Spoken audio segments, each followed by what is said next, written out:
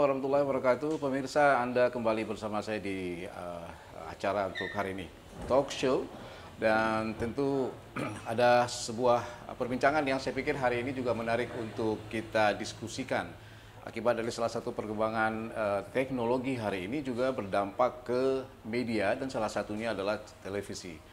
Nah, seperti yang Anda ketahui juga di beberapa waktu lalu kita sudah pernah mendengarkan mungkin isu akan beralihnya siaran TV dari analog ke digital atau yang sekarang ini juga kita kenal dengan ASO atau ASO dengan analog switch off. Jadi artinya nanti mungkin dalam beberapa waktu ke depan Anda tidak akan lagi bisa menyaksikan siaran televisi melalui siaran analog yang saat ini mungkin ada di rumah Anda.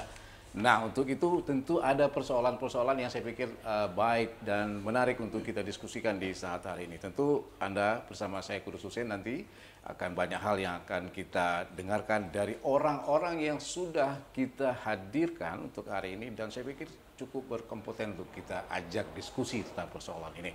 Baik, yang pertama, selamat datang Pak Fadil. Selamat, Assalamualaikum warahmatullahi wabarakatuh. Warahmatullahi wabarakatuh. Beliau Kadis Koninfotik dari Kota Banda Aceh, kemudian juga dari KPI Pak Akhyar. Assalamualaikum Pak Akhyar. Waalaikumsalam. Terakhir, ini juga menarik Pak Heri Bertus, Kepala Departemen Transmisi Trans 7. Baik, selamat datang Bapak-Bapak semuanya. Ya, dan seperti yang sudah tadi sama-sama kita dengarkan, Pak Heri, Pak Fadil, dan juga Pak Akhyar dari KPI ini juga menarik. Nanti kita juga banyak hal yang bisa kita diskusikan dari KPI ya. Saya ingin ke Pak Fadil dulu, yang mungkin ini punya peran yang lebih besar dalam hal isu tentang berpindahnya maksudnya dari sistem analog ke digital TV ke depan. Kita ingin dengar khususnya buat secara umum dulu di Aceh atau di Kota Banda Aceh. Update yang hari ini seperti apa yang untuk isu ini dari Koninfo sendiri? Ya, terima kasih. Assalamualaikum warahmatullahi wabarakatuh. Waalaikumsalam. Dapat kami informasikan bahwa sebenarnya kesiapan Kota Banda Aceh ini untuk melakukan migrasi dari TV analog ke digital sudah siap setahun yang lalu. Tepatnya tanggal 17 Agustus kami sudah siap dengan beberapa hal sosialisasi yang kita lakukan bersama mitra kita, jaringan televisi baik swasta maupun pemerintah. Antara lain kami membuat surat kepada camat-camat untuk menyampaikan kepada kepala-kepala desa bahwa ada perubahan perpindahan migrasi dari TV analog ke digital pada tanggal 17 Agustus. Tahun lalu tapi. Tahun lalu. Jadi kesiapan itu kami siap, beberapa hal lembaga penyiaran juga dari lokal juga menyiarkan, mewawancara kami dan itu informasi. Dan bukan hanya itu yang kami lakukan. Saya mencoba membeli langsung ke pasar untuk melihat apakah ada barang itu terjual, alhamdulillah ada. Saya mencoba juga melihat perkembangan pasar. Jangan sampai nanti barang itu disimpan dan akan pas mati mereka menjual mahal. Ternyata. Sorry Pak Fadil, saya potong. Update artinya saya pikir isu untuk perpindahan ini artinya dari peran Infocom sendiri dalam hal ini. Selain kita bicara teknis mungkin alat ya Pak. Artinya apa yang sedang berlangsung hari ini dalam rangka proses ini? Itu saya sampaikan tadi proses awal yang saya lakukan. Setelah sekarang mulai lagi di mana tanggal 30 April itu adalah yang pertama dilakukan dan Banda Aceh menjadi proyek juga, kami siap. Nah, siapnya adalah bagaimana kita berkolaborasi bekerja sama dengan Komisi Penyiaran Aceh. Kita ingin tahu bagaimana perkembangan data-data informasi terhadap kuota yang diberikan oleh lembaga penyiaran terhadap wilayah Kota Banda Aceh. Dan kita juga harus bekerja sama berkoordinasi dengan TV-TV yang akan memberikan kuota itu. Misal, alhamdulillah hari ini Trans 7. Bahwa beliau kena 2 wilayah kecamatan untuk mendistribusikan perangkat STB tersebut. Dan alhamdulillah Trans 7 berkoordinasi dengan kami, tapi saya minta libatkan KPI, kita duduk bermusyawarah bagaimana strategi yang baik. Akhirnya saya bilang strateginya setelah kita satu komitmen, satu visi, satu strategi, kita undang camat. Nah, saya undang camat ke kantor saya menyampaikan, Pak Camat, wilayah Anda sebaran STB-nya oleh Trans 7. Oleh karena itu ini kuotanya, sampaikan kepada masyarakat, dan bagaimana berhak dan tidak berhaknya. Sehingga nanti waktu acara launching yang kita lakukan hari ini, orang tidak bertanya lagi, saya dapat, tidak dapatnya, berhak atau tidak berhaknya, tidak ada lagi keributan. Kalau dari angka berapa Pak? Jadi artinya persentase dari jumlah untuk kota Banda Aceh, kota yang diberikan tuh ada 3.700 sekian. Sedangkan kalau kita lihat data statistik keluarga miskin kita, dari sangat miskin variabel pertama dengan variabel kedua miskin, itu sekitar 7.000. 7.000. Ada perbedaan disparitasnya. Ini kan kalau kita lihat perbedaan bisa menjadi konflik. Bisa menjadi seolah-olah bagi keluarga miskin ini jumlahnya kami sekian loh, berarti kami harus dapat. Ternyata ada solusi loh. Ini bukan konflik, ini bukan adanya perbedaan yang membuat kita akan ada masalah. Ternyata memang benar tidak semuanya keluarga miskin itu berhak dapat. Mengapa? Yang pertama, keluarga miskin yang tidak ada TV untuk apa kita berikan? Itu disiapkan oleh siapa Pak untuk ya, box diskusi itu? Yang kami lakukan, saya kan kadang-kadang di kedai-kedai kopi saya sampaikan. Karena gini, kemarin terjebak informasi dari pusat bahwa keluarga miskin akan diberikan STB. Seolah-olah WNC orang menunggu. Saya nggak mau warga saya menunggu. Warga saya mengatakan bahwa warga kata Banda Aceh, Pak Oli mengingatkan gini, warga Banda Aceh warga cerdas. Kita program menuju smart city. Cerdas artinya berpikir yang memang betul-betul bisa berguna untuk segera. Bahwa perubahan TV analog ke digital kami rindu untuk segera. Karena itu penting. Pentingnya mengapa TV berkualitas. Ya, Pak Fadil, sorry. Penyedia box itu dipegang oleh siapa? Oleh pemerintah atau ada perusahaan lain yang mengkoordinir itu? Informasi udah disampaikan bahwa nanti ada pemberian diberikan kepada masyarakat miskin oleh lembaga penyiaran. Jadi seolah-olah jangan milik pemerintah aja. Lembaga penyiaran diberikan bukan kewajiban, tapi penghargaan dari lembaga penyiaran TV itu untuk memberikan kepada masyarakat kita. Jadi bukan seperti wajib miskin harus dikasih, bukan itu, tapi ini subangsih dari lembaga penyiaran swasta maupun pemerintah kepada anak bangsa lah kita bilang.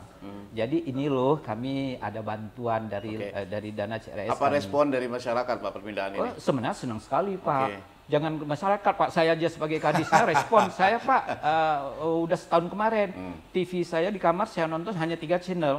Hari ini 30 lebih channel. Gambarnya mesti waktu antino saya udah mau patah. Yang dulu istilahnya kok bahasa Aceh bernek itu Pak kan banyak semut. Banyak bintik-bintik. Jadi kita nonton gambar dengan mata itu. Hari ini cerah kali, suara sekali.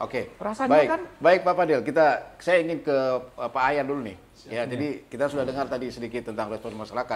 Secara gamblang bisa kita artikan bahwa masyarakat menerima secara positif lah. Artinya penyambutan ini. Tapi migrasi dari analog ke digital. Saya ingin ke KPI tadi, Bapak juga sempat singgung. Nah, di sini seperti apa peran KPI, Pak Ayar, dalam hal proses migrasi ini? Ya, menyangkut mungkin nanti kan kita bicara juga dulunya KPI juga memegang lisensi ya, izin ya, tentang untuk TV termasuk radio lah juga. Tapi kita spesifik hari ini kita bicara tentang televisi dulu. Ada nggak peran yang diambil atau bahkan berkurang atau seperti apa sebenarnya? Dengan kehadirannya. Ya, perpindahan mutasi ini kan perpindahan dari analog ke digital itu satu. Kemudian juga bagaimana perhatian KPI terhadap stasiun TV, apalagi stasiun TV lokal ya. Kalau Trans 7 kita nggak khawatir lah, TV besar ya, dan TV-TV yang lain. Nah, tapi kan ada beberapa TV lokal. Ya hari ini mungkin hanya TV lokal tidak bisa kita hitung mungkin ya di Aceh secara umum. Seperti apa dalam upaya untuk supaya TV lokal ini juga bisa eksis? Karena kan butuh biaya yang saya pikir juga lumayan ya besar lah untuk kita ganti perangkat yang baru itu. Baik, menarik sekali Pak Kudus, terima kasih. Jadi terkait dengan peran KPI sebenarnya, dengan kehadiran migrasi ini sebenarnya tidak mereduksi apapun wewenang KPI sebenarnya.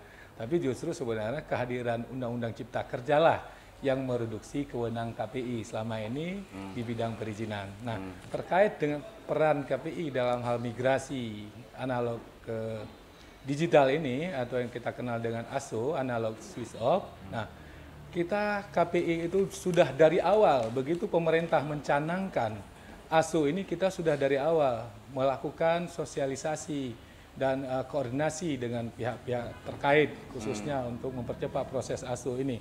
Dan kita hampir setiap minggu melakukan apa istilahnya rapat bersama dengan KPI Pusat, bahkan dengan Kementerian Kominfo.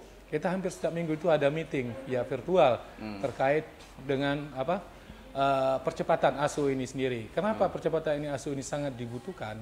Yang pertama, selama ini kita menikmati siaran itu belum berkualitas. Masyarakat kita itu menikmati siaran itu masih sangat terbatas. Yang kedua, perkembangan teknologi terus berlangsung dan sedangkan teknologi analog ini kan masih menggunakan jaringan UHF, dan satu stasiun televisi itu menggunakan satu jaringan UHF, satu channel. Dan kalau sekarang dengan adanya MOOC ini, jadi bisa tergabung dia. Dalam satu MOOC itu bisa sampai beberapa channel, bisa apa? Ada istilah MOOC, ada istilah multi-MOOC ya. Multiplexing. Ya, jadi ya, artinya kan multi. ada lisensi yang kalau saya tidak salah dikeluarkan dari stasiun TV yang dianggap besar ya, Pak Eri, seperti ya Trans 7 misalnya salah satu juga masuk. Ya. Ada perbedaan di situ dengan MOOC tadi dengan jadi istilah multi-MOOC. Begini Pak Kudus, kita MOOC ini kan pemenang MOOC ini mereka menjadi apa istilahnya pemegang daripada penyedia daripada MOOC ini sendiri, saluran daripada stasiun televisi. Jadi setiap satu MOOC itu ada beberapa saluran atau kanal istilahnya. Nah, sedangkan di Aceh itu kan masih tersisa sekitar 38 kanal yang belum diisi oleh stasiun televisi, dan ini mungkin menjadi peluang yang tadi Pak Kudus sampaikan untuk stasiun televisi lokal. Jadi dan ini menjadi sangat efektif, Pak. Kalau dulu untuk mendirikan istilahnya stasiun televisi lokal sangat, di samping dengan adanya perizinan segala macam, terus untuk penyiarannya sendiri itu sangat membutuhkan biaya yang sangat besar. Kalau sekarang kan tidak, cuma bisa sewa MOOC, itu bisa sewa kanal di 4 pemenang, di 4 vendor yang pemenang MOOC itu sendiri, ya mereka sudah cukup dengan bayar harga per bulan itu yang relatif. Ya maksudnya ada yang variatif ya, kalau ada yang mungkin sekarang kalau saya tahu mungkin Trans 7 salah satunya Pak Heri hari ini yang mencoba ikut berpartisipasi untuk menumbuh kembangkan. Kita sudah melakukan beberapa kali pertemuan, baik itu dengan stasiun televisi sendiri dan juga dengan dinas-dinas terkait. Dan bersama ini juga kita sedang merumuskan sebuah peraturan perundang-undangan atau level daerah yang namanya kanun untuk mensupport supaya migrasi televisi ini dan juga untuk mengembangkan stasiun-stasiun televisi lokal ini agar mereka lebih kompetitif dan bersaing ke depannya. Jadi itu kira-kira Pak Kudus. Oke, kita ingin ke Pak Heri, ada satu pertanyaan Pak Heri. Dulu sempat kita dengar ada beberapa stasiun TV yang agak sedikit keberatan dalam tanda kutip ya ketika proses migrasi. Saya sempat mendengar isu itu tapi dengan alasan-alasan tertentu. Kita ingin dengar juga sebenarnya seperti apa nih dari Pak Heri. Tapi kita akan dengarkan nanti setelah kita saksikan yang satu ini.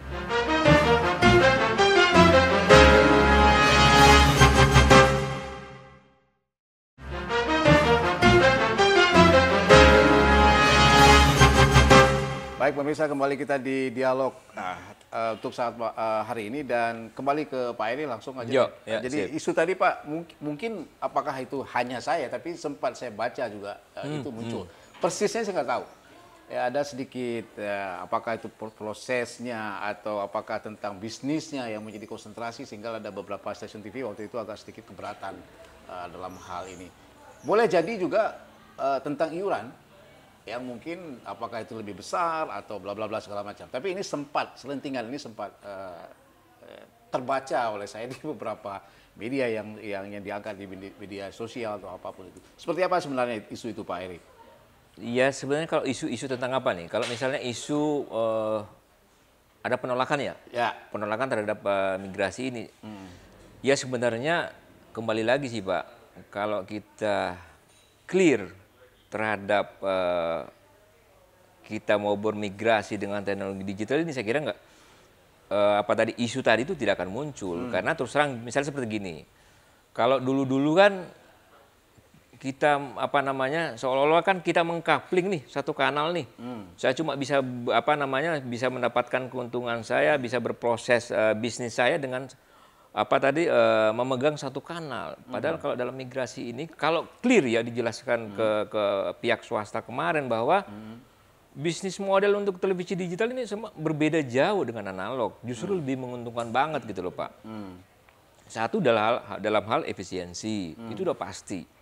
Karena terus terang memang kalau ini contoh nih, kalau misalnya kita beroperasional dengan TV analog, saya kasih contoh Pak. Kalau misalnya saya di mana tadi di Jakarta, itu 1 bulan saya keluarkan 170 juta Pak. Tapi dengan 1 bulan sekarang saya cuma keluar 40 juta. Nah itu kan bisa ketahuan tuh hitung-hitungan seperti apa. Nah ini sebenarnya masalah kalau Pak Kadis tadi ngomongin masalah komunikasi, ya memang komunikasi ini harus clear betul nih Pak. Karena supaya tidak ada penolakan. Karena asumsi sekarang kan, karena informasi nggak clear, ya seolah-olah penolakan gitu loh. Padahal kalau dikatakan saya harus milih MUX atau sebagai konten, kalau saya nggak punya modal Pak, ngapain saya harus pegang sebagai MUX operator? Karena nggak dikit Pak. Saya harus mempertahankan SLA di situ. Saya sewakan misalnya ke teman-teman lokal, SLA harus perhatikan Pak, tidak boleh mati Pak. Nah itu yang harus kita jagain. Nah sekarang kalau teman-teman nggak punya modal, terus mau mempertahankan saya harus sebagai MUX operator, ntar tiba-tiba Pak Kadis, kok siaranmu mati di situ kan? Loh gimana nih masyarakat bisa nonton? Nah balik lagi, kuat nggak nih yang diserahkan izinnya sebagai MUX operator? Nah, ini harus clear semua gitu loh. Nah, kalau nggak clear, nah tadi yang saya bilang, ini yang Bapak sanksikan tadi kan, ada isu bahwa saya nolak atau ini kan. Sebenarnya kalau clear bahwa bisnis proses yang ada di analog ke digital itu sangat berbeda jauh. Nah, ini harus kita manfaatkan banget, jangan sampai ya tadi monopoli. Pokoknya saya harus pokoknya. Kata Pak Kadis kan saya harus, nah repot juga kita kan. Nah, kita harus berbagi juga. Kalau dari KPI mengatakan tadi bisa dalam satu kanal bisa sekian, ya itu keren saya bilang kan, nggak ada masalah Pak. Sekarang kalau KPI kan mendorongnya, ya konten is the king, ayo kita perang di konten, jangan perang di infrastruktur, percuma Pak. Nggak ada. Yang ada yang kita bawa belur Pak, gitu. Ya. Bagi kami pemerintah kota sangat diuntungkan juga. Kita nggak dengan adanya proses seperti ini tidak lagi tumbuh menjamurnya rumah-rumah menara. Jadi kan bisa terintegrasi sama sehingga tata ruang kota itu lebih indah, lebih tidak semberawut.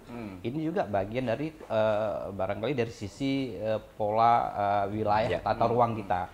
Koordinasi dari Kominfo dengan artinya apakah itu dengan pusat itu seperti apa Pak Fadil? Memang kami kan di Kementerian Kominfo bukan garis komando. Kalau kami kan walaupun namanya Kominfo juga, kami salah satu perangkat satuan kerja perangkat daerah. Atasan kami wali kota, kami nggak punya hubungan apapun. Kalaupun hubungan koordinatif. Artinya kalau ada kebijakan pusat secepat mungkin sampaikan kepada kami untuk kami sosialisasi, untuk kami tindak lanjuti. Nah, ini yang penting adalah dalam hal mengimplementasi program-program yang intinya sampai ke masyarakat, di mana kewenangan kepala daerah dan kami juga dinas intasinya harus cepat diinformasikan. Nah, ini penting. Tapi kita tidak ingin menjawab siapa lemah, siapa kurang, dan kewajiban apa. Tapi perlu komunikasi dan koordinasi. Jadi terhadap ini juga semestinya juga kita harapkan Kementerian Kominfo memberikan informasi-informasi. Salah satunya begini, hai Kominfo daerah, itu wilayah Anda akan ada. Nanti coba koordinasi dengan Polan dengan Polin. Habis itu Polan Polin pun juga dapat informasi dari Kominfo. Hai Kominfo, Polan Polin itu Hai Kominfo, hai Polan Polin, coba koordinasi dengan yang punya wilayah. Jadi cepat tanggap, cepat kita bertindak, cepat juga kita memberikan informasi. Sehingga persoalan ini hanya komunikasi dan informasi, Pak. Kok nggak cepat kali hoax masuk, cepat kali juga orang yang ingin tidak sukses.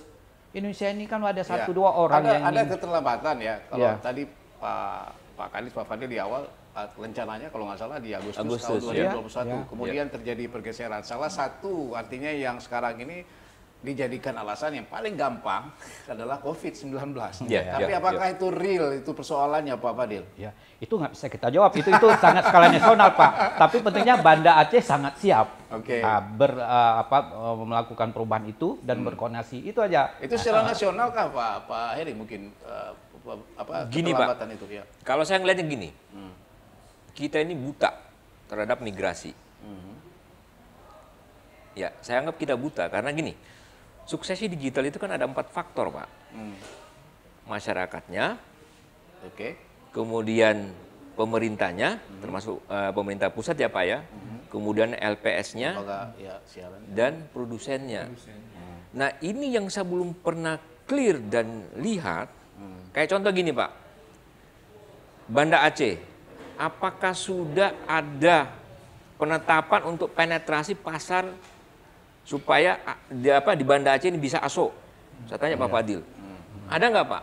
Karena masalahnya, masalah informasi Pak. Pada saat kita asokan Banda Aceh di Agustus, sekarang penetrasi yang secara pribadi saya lakukan. Ya Pak Fadil yang minta atau pusat minta supaya ini sukses, itu berapa persen Pak? Masyarakat sudah memiliki set-top box sehingga kita bisa matikan. Jangan sampai kita matikan. Ya, sementara masyarakat masih banyak di jadi ribut lagi, gitu loh Pak. Nah ini data yang tadi saya bilang kita ini ya benar-benar buta untuk melakukan ini. Karena kalau LPS siap, tetapi 3 faktor ini nggak bisa dilepas Pak. Seperti apa Pak Fadil? Ini bicara data tadi. Saya pikir Pak Heri lebih menyinggung kepada data kesiapan ya, artinya kesiapan dari pemerintah dalam hal ini mungkin Kominfo lah. Khususnya kepada masyarakat.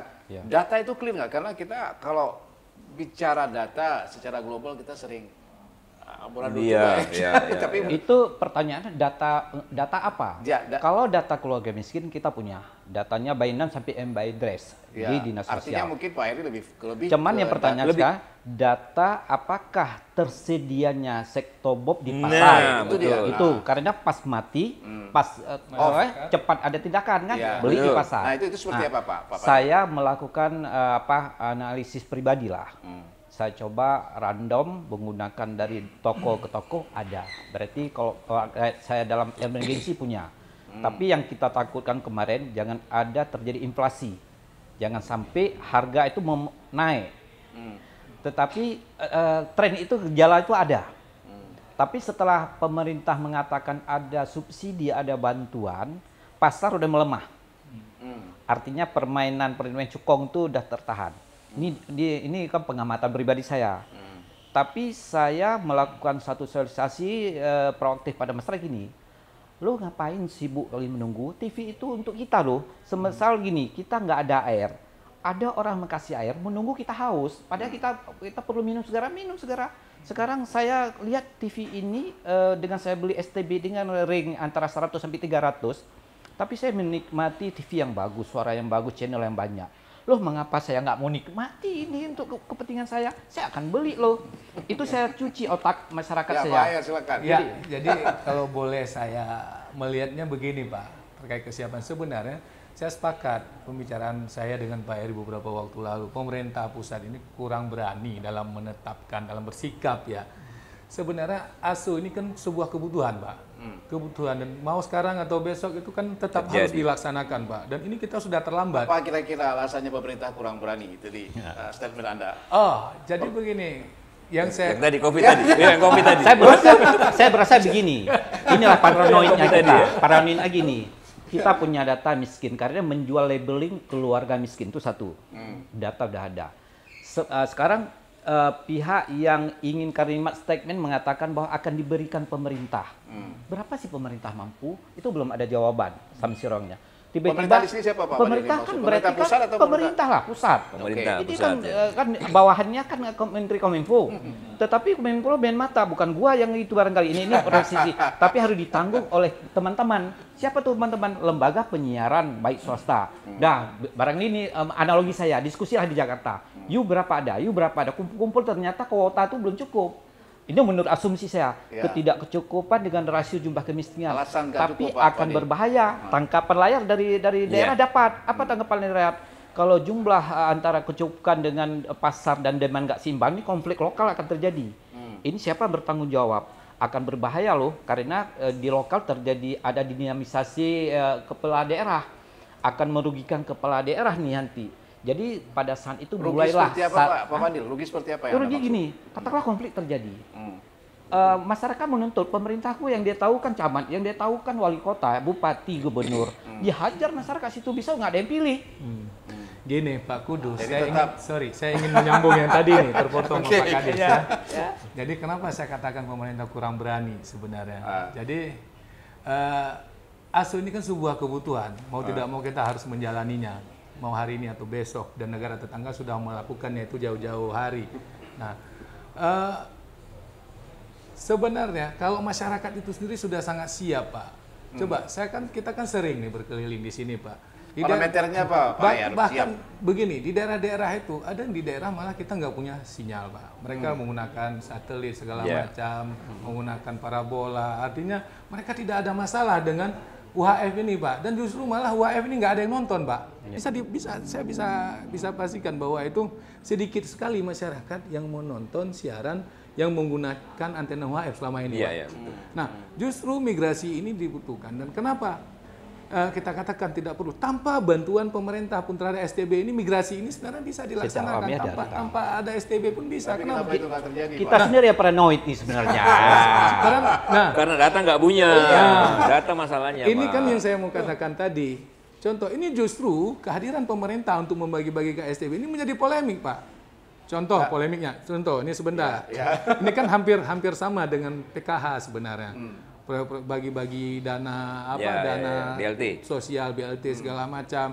Kok dia dapat, kok saya nggak dapat? Padahal kan dilihat dari rumahnya segala macam, dari kondisi segala macam, saya layak menerima itu. Tapi ada yang sebagian orang malah rumahnya bagus semua macam dia dapat PKH. Ini kan menjadi polemik Pak. Begitu juga STB juga akan terjadi hal-hal seperti itu kalau ada semacam istilahnya bantuan pemerintah. Nah, celakanya lagi pembagian STB ini kan menggunakan data sosial ini. Nah, data sosial tidak sama dengan data jaringan televisi ini, Pak. Tidak sinkron dia.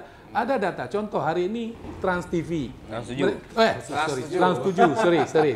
Trans 7 itu memiliki kewenangan untuk membagikan di beberapa kecamatan di Aceh Besar.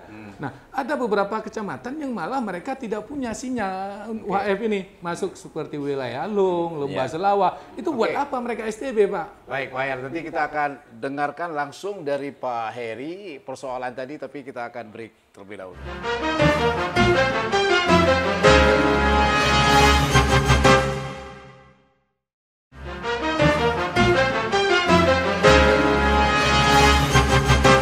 Baik pemirsa, kita sudah berada di segmen terakhir untuk talkshow kita di saat hari ini. Dan Pak, saya langsung ke Pak Heri aja deh. Iya, betul. Ya, jadi menarik statement dari Pak Ayar nih, Pak Heri. Saya pikir apa komentar Anda dengan statement ini? Ini langsung berdua aja Pak, kalau saya bilang. Saya senang ini Pak. Jadi kalau kita mendengar tadi kan komentar dari Pak Kadis, kemudian dari Pak Yan dari KPI. Poinnya gini sih sebenarnya. Apakah dalam tadi memutuskan jadi ASO tidak jadinya ASO di Agustus kemarin, sebenarnya ada nggak sih komunikasi antara pusat daerah ke Bapak berdua ini? Karena yang tahu kan segala sesuatunya kan mereka di daerah Pak, iya kan? Kalau di sini sudah pede, sana nggak pede, sebenarnya nggak ada hubungan sebenarnya ya. Nah ini kan dilema Pak, kalau pusat daerah komunikasinya seperti ini kan gimana kita ini Pak? Sebentar Pak Fadil, apa kira-kira Pak Heri yang dari kacamata Anda melihat ada persoalan komunikasi antara daerah dan pusat mungkin seperti itu? Iya sebenarnya nggak clear ya bahwa sekarang ya mohon maaf ini kalau saya ngelihat bahwa ASO ini pandangan orang pusat adalah tugas saya semata-mata, daerah itu cuma ya lu tinggal tunggu aja gitu loh. Nah ini kesalahan sangat fatal Pak. Karena saya bilang tadi, yang tahu masalah kultur daerah teman-teman ini kan. Masalah siap nggak siapnya teman-teman daerah, ya Bapak berdua ini gitu loh. Nah sayangnya kenapa pemerintah pusat tidak menggandeng KPI dan Diskominfo gitu loh. Kalau kemarin terjadi, saya kira kita nggak capek-capek lagi, Pak. Analisa Anda kenapa, Pak Eri? Ya lepas ego, itu aja sih. Lepas ego. Oke. Karena kalau kita berbicara di depan orang, ini adalah kegiatan nasional, kita harus dukung semua. Tapi kalau ego ini nggak dilepas, udah kita makin tertinggal, Pak. Pak. Ya, sedikit saya mau tambahkan. Seberapa ego Anda, Pak, ya? Enggak. Ini bukan ego daerah, sebenarnya bukan ego pusat juga. Pusat ada melakukan koordinasi dan pernah melakukan beberapa kali pertemuan dengan kita. Jadi via virtual ya, kita sering ada pertemuan virtual dan ada undangan juga. Mungkin dinas yang diundang mungkin level provinsi ya. Level provinsi tidak tidak sampai ke level kabupaten. Nah, tindak lanjut daripada pertemuan itu yang kadang-kadang menjadi tidak ada. Harusnya database awal itu harusnya kan bisa dikomunikasikan dengan Kominfo setempat. Jadi dengan dinas terkait di kabupaten terkait, provinsi terkait. Nah, kalau kita kan selaku partner ya, istilahnya lembaga negara independen yang mengawasi program siaran dan juga membantu dalam hal membangun infrastruktur pemerintah di bidang penyiaran ini, kita kan selalu siap untuk mensupport. Nah, sedangkan kita dalam hal ini, peran kita kan lebih kepada mensosialisasikan, menghubungkan. Jadi kalau teman-teman datang, LPS ini pemenang MUX ini datang mau ke kita, mau kita bantu, selama ini juga kita bantu. Jadi bukan hanya Trans 7 aja yang kita bantu hari ini kita dampingi. Metro TV juga sudah kita hadir untuk di acara mereka pembagi STB. Nah, tergantung teman-teman, kita juga nggak mau terlalu jauh. Kalau mereka mengajak kita untuk berkoordinasi lebih lanjut kayak Pak Heri ini, kan agak sedikit fleksibel, mudah. Mereka minta pendapat kita bantu Pak, tolong koordinasikan, hubungi camat, kalau bisa masuk ke daerah itu hubungi camat, hubungi keciknya setempat, atau bila perlu jangan dibagikan ke rumah, tapi buat titik-titik tertentu biar masyarakat yang menjemput dengan persyaratan yang sudah ditetapkan seperti itu. Nah, kalau mengacu kepada data penerima STB ini, pada data masyarakat miskin, ini kan harus di breakdown lagi Pak Kudus.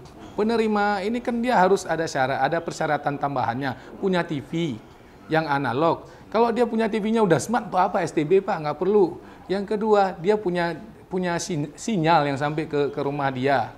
Kemudian baru yang standar miskin tadi yang lain dibutuhkan. Kalau dia nggak punya TV atau dia punya TV sudah smart atau Android TV, untuk apa STB? Nggak perlu lagi Pak, dia langsung bisa nikmati siaran televisi itu. Jadi menurut saya ketidakberanian ini pemerintah khawatir terjadinya polemik, begitu ini di cut off, masyarakat tidak mendapatkan STB atau STB, ketersediaan STB di suatu daerah itu belum mumpuni atau belum ini, terakhir akan terjadi lonjakan harga dan masyarakat akan muncul polemik di level masyarakat dan marahnya ke pemerintah. Tiba-tiba pemerintah menutup siaran analog. Nah, ini yang kalau menurut saya. Tapi sebenarnya kalau untuk wilayah Aceh itu saya tidak ragu. Saya juga seperti yang dilakukan Pak Fadil pernah melakukan survei terhadap STB itu. Ketersediaan STB di Aceh itu mumpuni Pak. Ada dan harganya itu masih stabil saya lihat. Jadi tidak ada kendala dan tidak ada alasan buat pemerintah untuk mengulur-ngulur, apalagi ini untuk ketiga kali Pak Heri. Ya. Ini jangan ada lagi, artinya langsung saja migrasi selesai, masyarakat pasti akan mencari solusi sendirinya.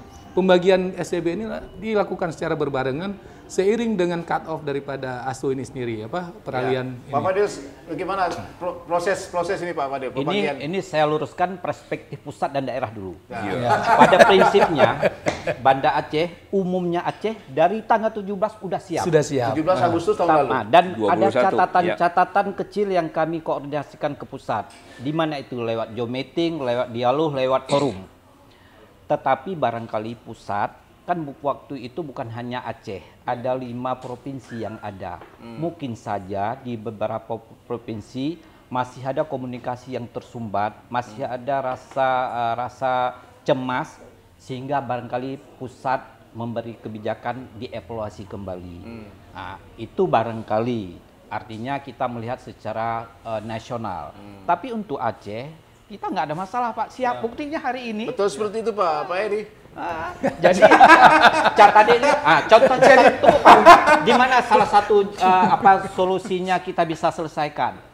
Hari ini kalau kita dialog dengan pusat dengan menggunakan emosional dan jarak jauh, kita nggak akan jadi. Contoh gini, saya di mana bisa menyelesaikan ini bersama berkolaborasi ini menggunakan satu forum di mana baru saya tahu bahwa TV ini diberikan bagi keluarga miskin yang notabene yang ada jaringan, yang menggunakan TV analog jamat, itu belum ditemukan secara surat dari Jakarta. Berarti kalau kita menunggu itu kita belum, hari ini belum bisa saya lakukan. Bapak sendiri belum pernah melihat surat itu? Nggak ada. Dan saya di forum saya minta ada pusat tolong keluarkan itu hari ini juga, saya akan kirim ke camat dan kepala desa. Tapi belum sampai. Apa sebabnya kira-kira Pak Fadil? Itu kan barangkali kita tanya nanti mewakili dari media ini dijawab di Jakarta atau kita titip. Cuman pertanyaannya sekarang kita harus juga melihat perkembangan lokal, bahwa kita nggak menunggu surat itu. Kalau itu benar, itu efektif dan bisa menjadikan suatu kemajuan, saya lakukan komunikasi terus. Makanya tadi waktu saya bilang tidak semua keluarga miskin dapat. Kalau nggak saya jawab itu, tadi beruntung Pak Wakil belum sampai, saya diuntungkan oleh keadaan untuk bisa menyampaikan pesan pidato. Tapi sebenarnya pesan tuh Pak, tidak semua keluarga miskin dapat. Artinya apa? Jumlah kuota keluarga miskin yang ada di Banda Aceh berbanding dengan jumlah kuota yang ada memang berbeda. Karena tidak semuanya keluarga miskin dapat. Dan karena Bapak dapat tuh, surat nggak ada. Tapi itu komitmen. Mudah-mudahan ini bisa selekasnya dikeluarkan oleh pusat, notabene Kementerian Menlu, dan sudah saya ngomong di forum itu, Zoom meeting, untuk membantu kawan-kawan lain di daerah. Betul. Karena kan nggak semuanya juga orang murah di pasar Banda nih. Nggak semua masyarakat miskin itu dapat. Benar yang disampaikan Pak Kadis. Kenapa masyarakat miskin yang nggak punya TV buat apa STB? Malahan terjadi polemik, dia simpan, dia jualnya satu lagi masyarakat miskin punya TV. Saya yakin untuk untuk beli STB itu bukan satu hal yang kendala buat mereka, karena buktinya mereka untuk televisi yang harga jutaan saja mereka sanggup beli, konon mereka nggak sanggup beli STB 200.000, nggak mungkin. Nah ini yang saya lihat kekhawatiran pemerintah pusat berlebihan dalam hal untuk melakukan ASO. Berarti data dong ya? Balik lagi tadi apa kan? Balik lagi sebenarnya. Sebenarnya gini, kalau Pak Yan mau itu tadi kan ke data. Sangat penting. Tapi menunggu pentingnya data harus punya kemampuan. Bicara data, siapa yang melakukan proses pendataan ini? Apakah pihak ketiga atau memang dari? Jadi konflik pertanyaan Bapak. Pertanyaan saya kewenangan apa untuk cari data itu? Saya nggak ada perintah. Bayar mungkin. Dan saya pun nggak ada honornya. Begini, kalau boleh saya menjawab dan Pak Eri mungkin akan menambahkan. Ini kan kementerian waktu itu. Ada nggak orang yang dikirim khusus? Tidak, mereka itu hanya mengambil data dari Kementerian Sosial, tidak melakukan pendataan siapa yang berhak menerima STB. Ini kan makanya yang saya bilang tadi celakanya, ini data diambil dari Kementerian Sosial, data masyarakat miskin. Dan di dalam itu ada masyarakat miskin yang nggak punya TV, ada masyarakat miskin yang berada posisinya di luar daripada area jangkauan sinyal daripada siaran televisi ini. Ini kan masalah, buat apa mereka STB? Iya. Nah, kalau ini dilakukan dari awal, proses pendataannya bagus, mungkin nggak akan kejadian seperti ini. Artinya di sini siapa yang paling bertanggung jawab ya Pak Eri, Pak Yan untuk proses ini? Kita semua Pak. Ya, kalau bicara... Saya nggak lupa. Bapak bertanggung jawab menyebarkan informasi. Kalau bicara siapa yang paling bertanggung jawab, kan semua kita bertanggung jawab. Ya, semua stakeholder saya kira. Nah, mungkin Pak Eri, kira-kira Pak Eri ini pelaku lah, saya anggap Bapak semua adalah pelaku.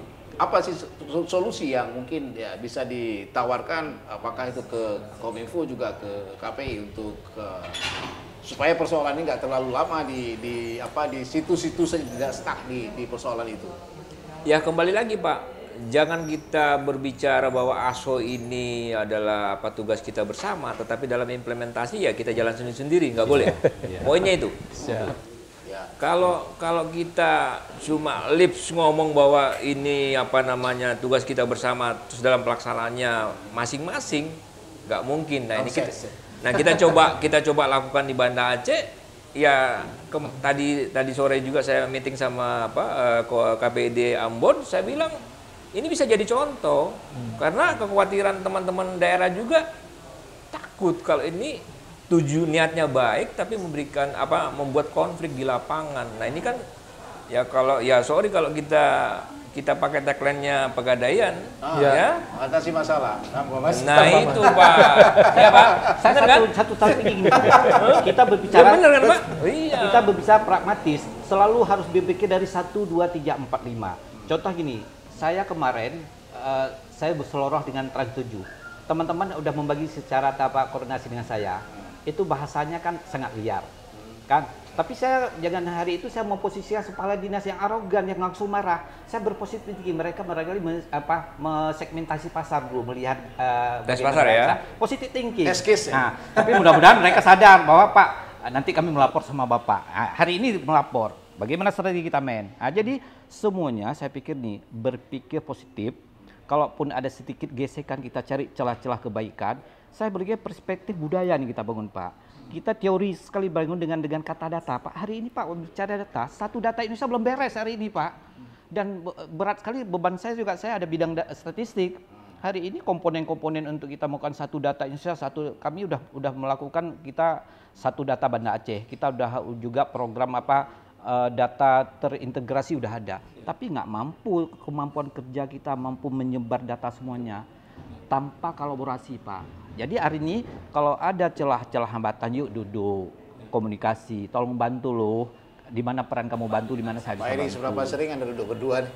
Kami baru 3 kali belajar chemistry Pak. 2 kali Pak. Ya sebenarnya saya juga gini Pak, memang sejak 2021 saya juga sering dengan kontak-kontak teman-teman KPID. Ayo taruhan Bu, terjadi nggak ASO? Kalau saya bilang nggak akan terjadi. Kalau pola komunikasi dibangun seperti ini, gitu. Karena satu contoh Pak Fadil, kita duduk, nggak mau saya tanpa melibatkan komisi penyiaran supaya saya hargai beliau. Kalau saya pun sukses, beliau mengganggu saya nanti, aku nggak dihargai. Oleh karena itu, yuk saya ajak Pak ketemu dulu komisi penyiaran Aceh, baru kita duduk loh. Adab itu kita bangun Pak. Ini tadi sedikit, saya ada ini masukan juga mungkin buat teman-teman terutama Tran ya, selaku yang mendistribusikan ini. Jadi penting sekali itu melihat karakter masyarakat Pak. Makanya saya bilang kenapa kalau di Aceh saya berani, apa yang Pak Kadis sampaikan, Pak Kadis berani menjamin, saya support, saya dukung. Kenapa? Karena karakter masyarakat di Aceh itu untuk hal-hal seperti itu tidak akan terjadi, tidak akan berpolemik, bermasalah besar. Kenapa? Ini karakter. Nah, ada daerah-daerah yang mungkin Pak Heri nanti nggak bisa menyamakan karakter masyarakat di Aceh itu dengan di daerah lain. Kenapa? Ada di Pulau Jawa itu kadang-kadang masalah pembagian 20.000 saja ada orang membagi-bagikan zakat segala macam atau hadiah segala macam itu 20.000 jadi masalah berbondong-bondong, bahkan ada yang meninggal orang, itu pernah terjadi. Nah itu hati-hati, lihat daerahnya Pak. Jadi tapi kalau di Aceh saya rasa masyarakat Aceh ini kan masih ada budaya yang seperti itu, masih ada budaya apa kita kayak gitu, bukan hak kita segala macam, itu masih ada Pak di karakter masyarakat Aceh. Yang penting jujur, jangan nipu. Oke, Pak Heri, Pak Fadil dan juga Pak Ayar, kita sudah berada di akhir penghujung untuk acara ini. Saya ingin closing statement dari Pak Fadil, artinya mungkin ada sedikit bayangan lah ya bagi pemirsa yang juga menyaksikan ini kapan sebenarnya ini bisa running well ya, artinya siaran ini bisa maksimal dinikmati oleh masyarakat. Ya. Silakan Pak Fadil. Terima kasih. Bagi saya hari ini perdana Trans 7 telah memberikan bantuan STB kepada 2 kecamatan. Ternyata euforianya luar biasa, senang. Malahan kecamatan lain udah tanya sama saya, kapan kami terus terang? Nah, ini di sini saya mau meminta juga kepada lembaga penyiaran swasta dan pemerintah yang udah diwajibkan Aceh bersegera koordinasi untuk percepat. Supaya Pak, kita ingin buktikan Aceh dan khususnya Banda Aceh menjadi pilot proyek bahwa migrasinya TV analog ke swasta ini pilar terdepan dalam hal untuk suatu kemajuan. Estimasi Pak Fadil kira-kira kapan bisa? Kami hari ini kalau ada TV swasta lain udah bergerak, hari ini kita tuntaskan. Karena wali kota udah memberikan satu statement, Banda Aceh siap. Artinya kan apalagi kita minta teman-teman lembaga penyiaran juga harus siap juga. Pak, kalau hari ini diamanahkan bahwa penyerahannya sama mereka. Lakukanlah penyerahan kepada masyarakat dengan data by name and by address. Tetapi koordinasi dengan kami. Apabila ada perilaku masyarakat yang nyeleneh nggak bisa, kita bisa cepat menangkal. Kata gini Pak, walaupun hanya 300, namanya barang permen aja kok dilempar kita ada berebutan loh Pak. Itu karakter manusia loh. Tapi kan waktu saat reaksi datang, aksi pun harus waktu hasilnya reaksi harus kita lakukan. Baik, Bapak Dia mudah-mudahan bisa terrealisasi dengan cepat. Pak Ayar, closing statement Anda silakan. Iya, kalau closing statement saya lebih kepada mengajak pemerintah pusat itu untuk khususnya dalam hal Kominfo untuk tidak segan, tidak ragu-ragu. Jadi bersikap tegas dalam hal migrasi ASO ini. Jadi Aceh siap untuk migrasi ke digital. Jadi jangan khawatir bahwa akan ada polemik segala macam. Polemik kecil itu pasti ada, kerikil-kerikil kecil itu pasti ada. Jadi kita juga nggak bisa pungkiri bahwa itu nanti akan mulus. Pasti ada, tapi semua itu akan terselesaikan seiring berjalannya waktu. Proses migrasi ini akan terus berjalan. Kita nggak usah bicara jauh, Pak. Hari ini proses kenaikan listrik, proses kenaikan BBM yang dulu Rp500 itu naik itu di demo seluruh Indonesia. Sekarang proses itu terlewati. Masyarakat kita itu semakin hari itu semakin membaik pola pikirnya. Saya pikir tidak usah ragu, Pak, nggak usah khawatir. Oke. Ya.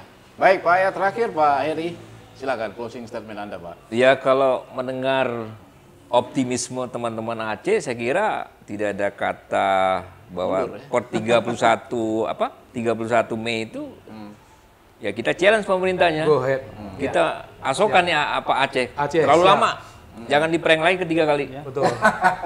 Baik, terima kasih Pak Heri, Pak Fadil dan juga Pak Ayar. Mudah-mudahan pemirsa apa yang sudah Anda saksikan ini sedikit memberikan wawasan dan juga menambah kayak pengetahuan Anda tentang apa sih sebenarnya gonjang-ganjing lah sebetulnya seperti itu yang hari ini kok belum bisa maksimal ya proses perpindahan dari analog ke digital.